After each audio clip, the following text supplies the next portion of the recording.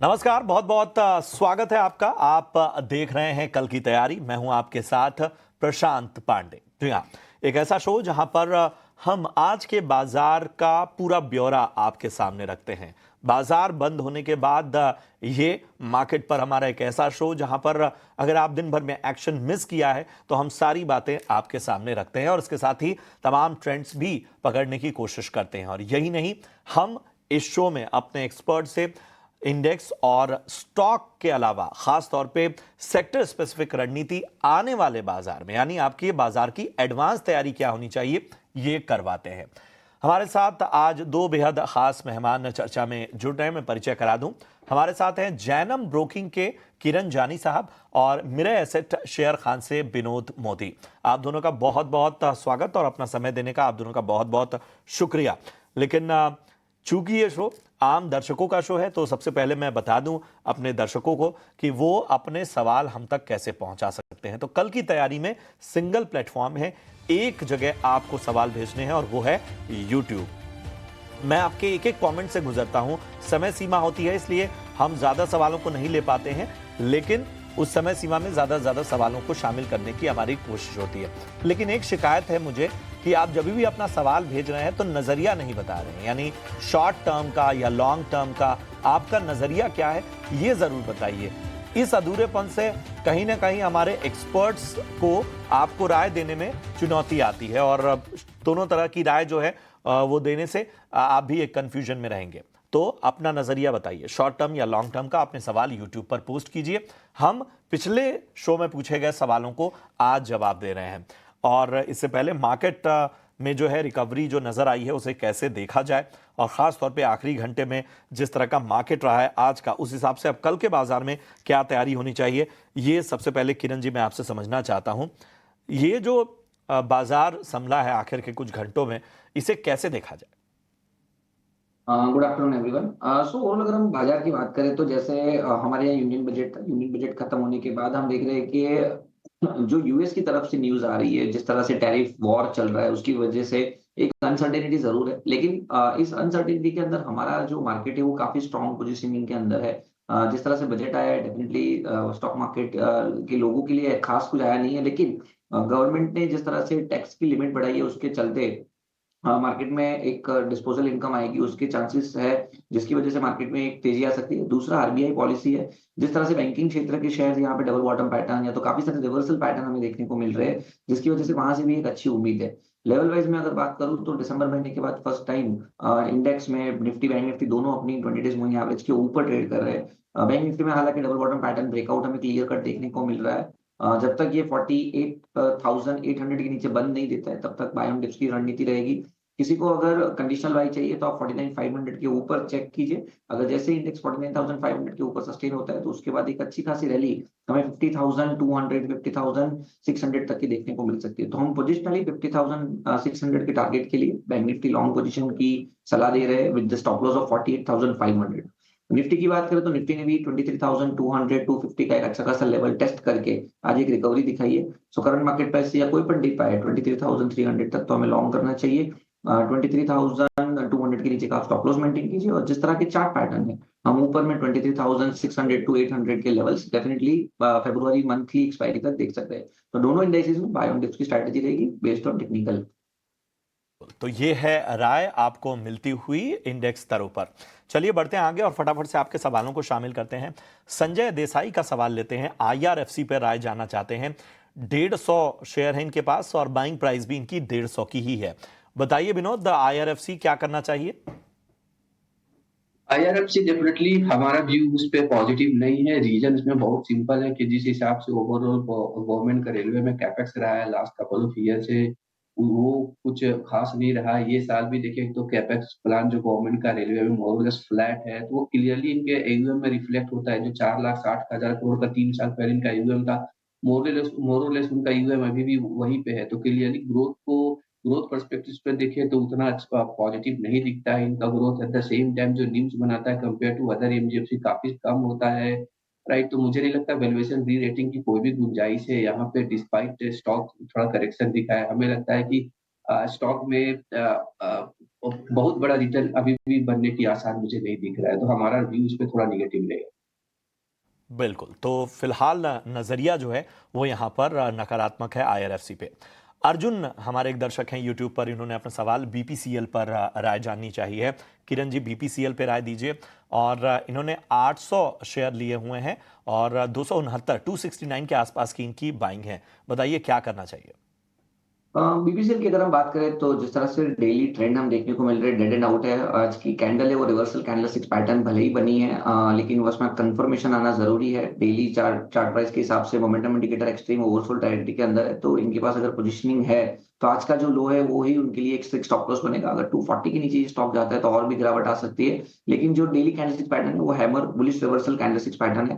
तो कल के सत्र में हमें देखना रहेगा, अगर 250 के ऊपर स्टॉक सस्टेन हो जाता है तो फिर एक अच्छी खासी रिकवरी हम 280 तक के लेवल तक देख सकते हैं। तो 280 के टारगेट के लिए 240 के स्टॉप लॉस के साथ होल्ड रख सकते हैं। ठीक है, 240 का स्टॉप लॉस रखिए, 280 के लक्ष्य के लिए यहां पर बने रहिए।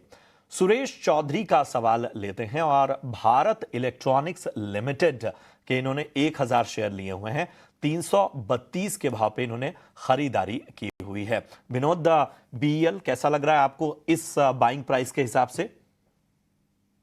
प्रशांत जी, बीएल देखे तो कंपनी वाइज काफी बेहतर है, राइट, ऊपर से, लेकिन 20 से 25% करेक्ट हो चुका है। जो करेक्शन हुआ है बिजनेस प्रोस्पेक्टस को लेकर नहीं करेक्शन हुआ, वो करेक्शन मेरे ख्याल से वैल्यूएशन को लेकर के हुआ है। यस, ये ओवरऑल ये फिजिकल देखे तो इनका ऑर्डर इनफ्लो जो सो पा रहा है काफी सॉफ्ट रहा है, जितना गाइड करके किया है उतना नहीं आया। और कंपनी ने ये अभी क्वार्टर क्वार्टर का एंड में बताया है कि जो वो उसने overall over order book guidance maintain किया। इसका मतलब है कि ये मार्च क्वार्टर में काफी सिग्निफिकेंट ऑर्डर्स ऐड करेंगे। अगर ये होता है तो मुझे लगता है शार्प रिकवरी स्टॉक में दिखने को मिलेगा।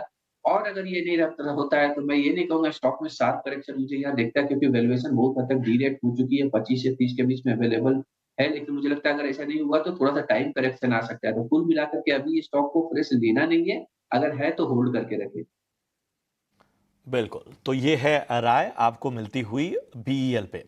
हमारे अगले दर्शक हैं फनी सैनी और इनका सवाल टाटा मोटर्स पे है।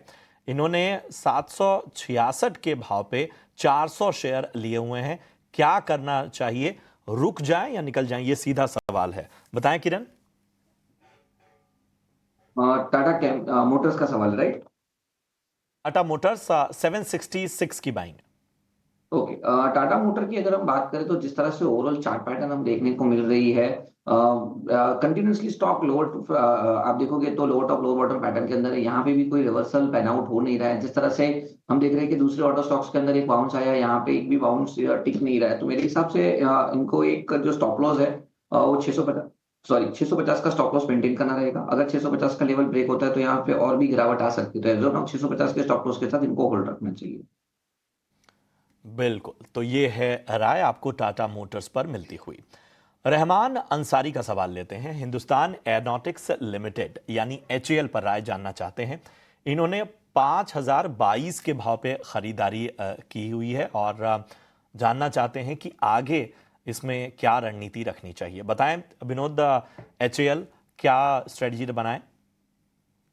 डीएचएल की जहाँ तक बात है, मुझे लगता है ये लेवल पे काफी बेहतर लेवल पे आ चुका है। हमें लगता है होल्ड करना चाहिए, क्योंकि ऑर्डर बुक का पोजीशन देखें तो लगभग 1 लाख करोड़ का ऑर्डर बुक जो है वो इनको दूसरे डिफेंस कंपनी से बेहतर बनाता है। Eight the same time growth visibility की अगर मैं बात करूँ तो इनके एग्जीक्यूशन और जो कंपनी का गाइडेंस है वो देख करके समझ में आता है कि इसका growth consistently mid teen to 20% के बीच में ग्रोथ कंसिस्टेंटली दे सकते हैं। तो over the long period of time हमारा व्यू रहेगा कि होल्ड करें।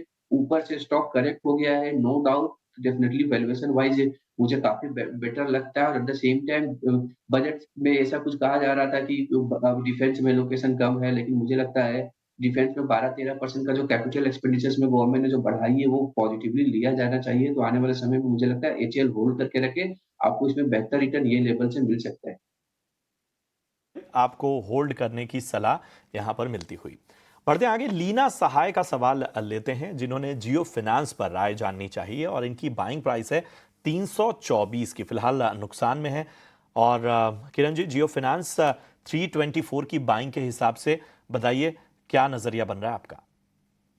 जियो फिनांस की अगर हम बात करें तो यहाँ पे भी जो चार्ट पैटर्न है वो काफी नेगेटिव है, एक बेरिश फ्लैग पैटर्न बन रही है, तो मेरे हिसाब से इनको एक स्टॉप लॉस जो बन रहा है वो कहीं ना कहीं 225 या 230 का मेंटेन करना रहेगा। अगर वो लेवल ब्रेक होता है तो ये जो बेरिश फ्लैग पैटर्न है वो कंटिन्यू सेलिंग प्रेशर क्रिएट कर सकती है। तो मेरे हिसाब से एज ऑफ नाउ इनको 230 के स्टॉप लॉस के साथ, सॉरी 225 के स्टॉप लॉस के साथ होल्ड रखना रहेगा। अगर 225 ब्रेक होता है तो मेरे हिसाब से एग्जिट कर लेना चाहिए, चार्ट पैटर्न काफी वीक। ठीक है, तो अगर 225 का लेवल ब्रेक होता है, जो कि आपका स्टॉप लॉस भी होगा, तो यहां से निकलने की आपको सलाह, नहीं तो बने रहने की सलाह। लोकेश अग्रवाल का सवाल लेते हैं। आईटीआई लिमिटेड पर राय जानना चाहते हैं। 176 शेयर इन्होंने लिए हुए हैं और इनकी बाइंग प्राइस है 476 की, और ये जानना चाहते हैं कि इसमें बने रहें या निकल जाएं। बताएं विनोद। प्रशांत जी, आईटीआई डेफिनेटली मेरा बहुत ज्यादा स्टडी है कंपनी पे नहीं है, लेकिन अगर मैं ओवरऑल इसका हिस्टोरिकल ट्रैक रिकॉर्ड को देखूं तो मेरा व्यू उस पे उतना सकारात्मक नहीं है। रीजन इज क्वाइट सिंपल कि अगर आप कुछ क्वार्टर से देखें, 3 सालों में मोटा मोटी देखें तो ऑपरेटिंग लेवल पे कंपनी ने लॉस बनाया है। डेफिनेटली इन्वेस्टमेंट किए जा रहे हैं फ्यूचर ग्रोथ के लिए, बट वो कब फ्रुक्टिफाई होगा वो अभी गेस करना डिफिकल्ट है। Eight the same time balance sheet भी देखूं तो बैलेंस शीट उतना कंफर्ट नहीं देता है। तो मेरा व्यू इस पे रहेगा, एज ऑफ नाउ स्टॉक से दूर रहें। अभी अभी भी मुझे लगता है कि बहुत बड़ी अर्निंग की विजिबिलिटी इसमें मुझे नहीं दिखाई देती। तो नजरिया यहां पर नकारात्मक आईटीआई लिमिटेड पर आपको मिलता हुआ। कमल नाहर का सवाल लेते हैं। वोडाफोन आइडिया पे राय जानना चाहते हैं और इन्होंने 7700 शेयर लिए हुए हैं और ₹8.5 के आसपास इन्होंने खरीदारी की हुई है। और आप देखिए इस मार्केट में जिन लेवल्स पर इन्होंने, और क्वांटिटी चूंकि ज़्यादा थी, तो थोड़ा भी जंप जो है वो उनको फ़ायदा देता हुआ। किरण जी, क्या मुनाफा बांध लिया जाए? वोडाफोन की अगर हम बात करें तो जिस तरह से चार्ट पैटर्न देखने को मिल रहे हैं, काफी अरसे के बाद ये अपनी 100 डेज मूविंग एवरेज के ऊपर ट्रेड कर रहे हैं। और जैसे आपने बताया कि इस मार्केट में काफी कम स्टॉक है जो अपने 100 डेज मूविंग एवरेज के ऊपर ट्रेड कर रहे हैं, तो भले ही ये पैनी स्टॉक है लेकिन जिस तरह से टेक्निकल सेटअप देखने को मिल रहा है स्ट्रॉन्ग है। अब परसेंटेज वाइज स्टॉप लॉस थोड़ा बड़ा बनेगा लेकिन प्राइस वाइज आपको छोटा लगेगा, लेकिन ₹8.50 के स्टॉप लॉस के साथ मेरे हिसाब से इनको होल्ड रखना चाहिए। अगर ₹8.50 का लेवल ब्रेक नहीं होता है तो देर आर चांसेस कि हम ऊपर में ₹12-13 तक के लेवल एक्सपेक्ट कर सकते हैं। तो एक बार के लिए ₹8.50 के स्टॉप लॉस के साथ होल्ड रखना चाहिए। ठीक है, तो ₹8.50 के स्टॉप लॉस के साथ जो आपकी बाइंग प्राइस के आसपास ही है, बने रहे। रफीकुल का सवाल लेते हैं। अडानी ग्रीन एनर्जी पर राय जानना चाहते हैं। बाइंग प्राइस 1245 की है। 6 महीने का इनका नजरिया है। चूंकि इनका शॉर्ट टर्म का नजरिया है, तो किरण जी आप ही राय दीजिए अडानी ग्रीन पे। अदानी ग्रीन की अगर हम बात करें तो जिस तरह से अदानी ओवरऑल अदानी ग्रुप के अंदर जो न्यूज आई थी उसके बाद की जो रिकवरी हम देख रहे हैं उसमें अदानी ग्रीन में भी एक अच्छी खासी रिकवरी आई है। नो डाउट वो रिकवरी सस्टेन नहीं हो पाई है, वापस अपनी important moving averages like 50 and 20 के नीचे सस्टेन हो गया है स्टॉक। तो मेरे हिसाब से नई खरीदारी के लिए तो हम अवॉइड करेंगे, लेकिन जिनके पास भी है वो एक ₹900 का स्ट्रिक्ट स्टॉप लॉस के साथ ही होल्ड करे। अगर ₹900 का लेवल ब्रेक होता है तो चांसेस है कि और भी गिरावट आ सकती है। 100 के स्टॉप लॉस के साथ फिलहाल बने रहने की सलाह आपको मिलती हुई। चलिए, इतने ही सवालों को हम शामिल कर पाएंगे, लेकिन अपने सवाल आप यूट्यूब के कमेंट बॉक्स में भेजते रहिए। और एक बार फिर मैं गुजारिश कर रहा हूं, नजरिया जरूर बताइए, शॉर्ट टर्म या लॉन्ग टर्म, ये जरूर मेंशन कीजिए अपने बाकी जानकारी के साथ। अब बढ़ते हैं आगे और लेकर आते हैं आपके लिए वीआईपी शेयर।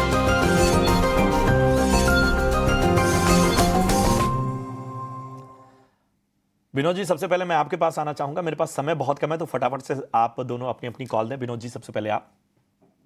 जी, मेरा फंडामेंटल कॉल 1 ईयर के लिए रहेगा चोलामंडलम इन्वेस्टमेंट, क्योंकि जिस हिसाब से इनका नंबर्स देख रहे हैं और मैनेजमेंट कमेंट्री आई है रिजल्ट के बाद, वो काफ़ी इनकरेजिंग रहा है। 25% का जो उनका ग्रोथ है वो बोलते सस्टेन करेंगे। और सबसे ज़्यादा इम्पोर्टेंट है कि हम यहाँ से, हमें लगता है कि ये जो पॉलिसी बिट होने वाली है वहाँ से इंटरेस्ट रेट कट का जो आसार लगाए जा रहे हैं वो तो बहुत बड़ी पॉजिटिव चीज़ होगी। आई मीन ये इन सब कंपनियों के लिए। एट द सेम टाइम चूँकि कंपनी सीवी स्पेस में, ऑटोमोबाइल स्पेस में काम करती है, वहाँ पे ओवरऑल यूटिलाइजेशन लेवल देखें मुझे 70-75% हो चुका है, जो एक फर्स्ट क्वार्टर का में 50% था। तो ये क्लियरली रिफ्लेक्ट करता है कि आने वाले समय में ओवरऑल एयूएम ग्रोथ जो गाइड किया जा रहा है 25% डेफिनिटली सस्टेन करेगी। Valuation wise 2 to 2.5 x company trade करती है, मुझे लगता है वो भी काफ़ी अट्रैक्टिव लेवल है। तो हमारा इस पे व्यू काफ़ी पॉजिटिव है with a target price of almost 1600 with a 1 year target view. ठीक है, तो टीवीएस मोटर्स और चोलामंडलम इन्वेस्टमेंट, ये आपको राय मिलती है विनोद जी की तरफ से। किरण जी, आपकी पसंद क्या है? हाँ, सो ओवरऑल जिस तरह से अभी मार्केट का सेटअप है, कहीं न कहीं आईटी क्षेत्र हमें काफ़ी अच्छा लग रहा है और जिस तरह से यूएसडी आईएनआर भी ट्रीट हो रहा है, देयर आर चांसेस कि आईटी के अंदर एक अच्छी खासी तेज़ी यहाँ से और देखने को मिल सकती है। तो Wipro is our preferred pick.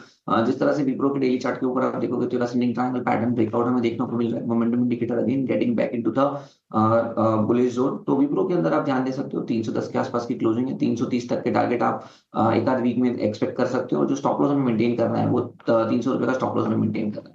दूसरा ठीक। जो कॉल रहेगा वो एक्साइड इंडस्ट्री रहेगा। यहाँ पे भी हम देखते हैं कि जिस तरह से ऑटो के अंदर वापस से एक तेजी आ रही है, तो ऑटो एंसिलरी स्टॉक्स के अंदर भी हम एक्सपेक्ट कर सकते हैं कि अच्छी खासी तेजी आ सकती है। कैंडलस्टिक्स पैटर्न के हिसाब से रिवर्सल पैटर्न बनी हुई है। एक एक्सट्रीम ओवरसोल्ड टेरिटरी के अंदर फॉलिंग वेज पैटर्न ब्रेकआउट देखने को मिल रहा है। तो एक्साइड 370 के आसपास की क्लोजिंग है, लॉन्ग करके जाएंगे। 395 एज अ टारगेट हम देख रहे हैं और 364 एज अ स्टॉप लॉस हमें मेंटेन करना रहेगा। तो एक्साइड एंड बिल्कुल विप्रो हमारी तरफ से बाय कॉल। बिल्कुल। तो विप्रो और एक्साइड इंडस्ट्रीज, ये है टॉपिक किरण जी की तरफ से। आप दोनों का बहुत बहुत शुक्रिया इस चर्चा में शामिल होने के लिए और निवेशकों का मार्गदर्शन करने के लिए। इसी के साथ कल की तैयारी इस शो में मेरे साथ इतना ही। दीजिए इजाजत, लेकिन आप देखते रहिए ईटी नाउ स्वदेश। नमस्कार।